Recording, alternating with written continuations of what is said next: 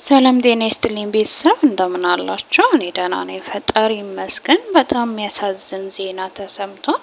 ድምፃዊ ሰማኸኝ በለው ከዚህ ዓለም በሞት ተለይቷል።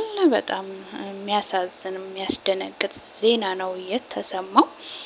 ሰማኸኝ በለው እንግዲህ በጣም ሲታመም እንደነበረና በሕክምና ሲረዳ ቆይቶ በዛሬው ዕለት ህይወቱ ማለፉ ተነግሯል።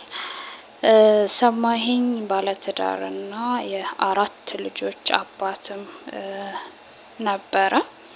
እንዲሁም በጣም ደስ የሚሉ የሚያማምሩ ሙዚቃዎች፣ የባህል ሙዚቃዎችን ተጫውቷል።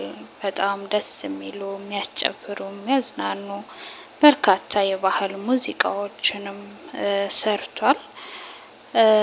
ለቤተሰቦቹ፣ ለወዳጅ አዝማዶቹ መጽናናትን እመኛለሁ። እንግዲህ ለምን ሞተ አይባልም። የሰው ልጅ ይወለዳል፣ ይኖራል፣ ይሞታል። ፈጣሪ ነፍሱን